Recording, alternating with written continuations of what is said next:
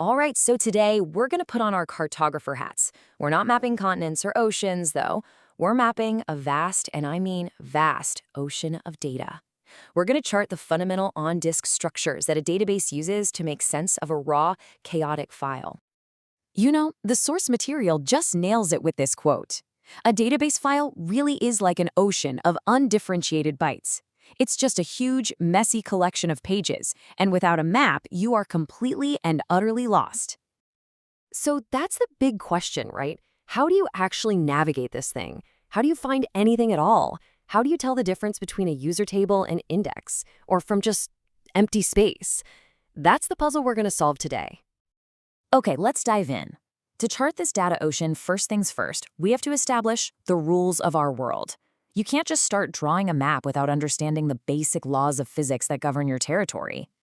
And rule number one, the big one, the one that you can't ever break, is the page contract. Here's the deal. The page is the atomic unit of I/O. What that means is if you want to read or change even a single byte, you have to read and write the entire page it's sitting on. It's a simple, unbreakable promise that really simplifies everything else because it aligns perfectly with how modern storage actually works. Every good map needs that little "you are here" sticker, right? A fixed place to start from. For a database, this is our anchor. It's all about finding page 0, which acts like the legend for our entire map. This whole idea solves what's known as the bootstrap problem. I mean, think about it. When a database engine fires up, it knows absolutely nothing except a file path. It's totally lost. So it needs a fixed, predictable spot to get its bearings. And by universal convention, that anchor is page 0, sitting right at file offset 0. Simple, reliable, everybody does it this way. Now this is where it gets really interesting. Page 0 isn't just a signpost, it's more like a security checkpoint. Before the database will even think about trusting this file, page 0 has to answer these 4, you could say, existential questions. And here's the answer key. This layout is basically the Rosetta Stone of our database file. You've got the magic number. That's the secret handshake to prove it's the right kind of file. The format version for backward compatibility. The page size, which is the fundamental ruler we'll use for everything, and crucially, pointers to the free page map and the system catalog. This is ground zero. Okay, so we've got our starting point, our anchor. Now we need a grid system for the map itself. We need a way to define specific locations, and just as important, to track their history over time. This is where addresses and version numbers come into play. So our coordinate system, it's got 2 layers. Just think of the page ID as the physical street address of a page. It's a simple number that tells you where on the street, the file, the page lives. But the row ID, that's the full address. That's the street and the apartment number. Usually a pair of the page ID and a slot number inside that page. Now, you might be asking a really smart question right about now. Why bother with page IDs at all? Why not just use the raw file offsets? And the answer is basically threefold: abstraction, compactness, and validation. Using a 32-bit page ID, you can address a massive 16-terabyte database. Using a direct offset would require more bits. It's just a cleaner, more compact, and more robust design. Okay, now listen up, because this next concept is maybe one of the most important for database reliability. It's called the page LSN, or log sequence number. Think of it as a version number for every single page. Each time a transaction touches a page, it stamps the page header with a unique, ever-increasing ID from the transaction log. That stamp, the page LSN, is the page's version at that exact moment in time. And this versioning system is pure genius. It's the core of famous recovery algorithms like Aries. During a crash recovery, the database follows this dead simple rule.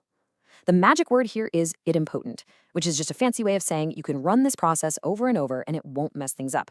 It just compares the LSN from the log with the page LSN on disk. If the page's version is older, it reapplies the change. If not, it knows the change is already there and just skips it. It's simple, it's safe, there's zero guesswork.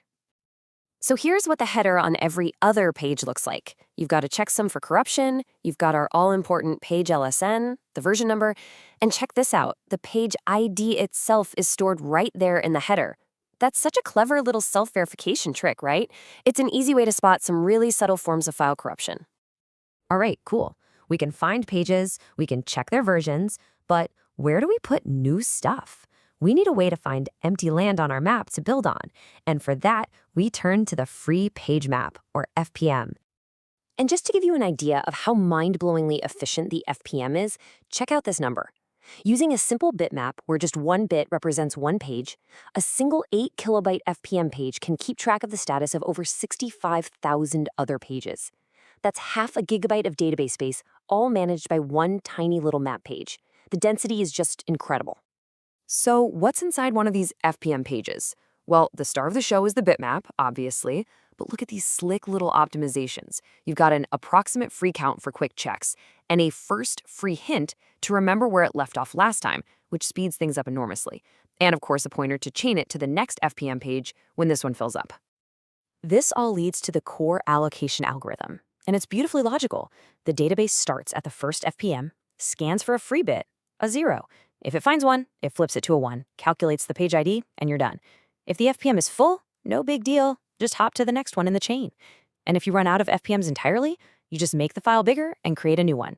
It's a fantastic, robust system. But, and this is a huge but, all that elegance hides a really nasty danger. A bug in this FPM logic, like a double free, where you mark a page as free twice, is a ticking time bomb. If two different tables suddenly think they own the same page, you get silent, catastrophic data corruption. It's the stuff of nightmares, which is why the logic has to be absolutely bulletproof. So, we've sketched out a pretty decent map.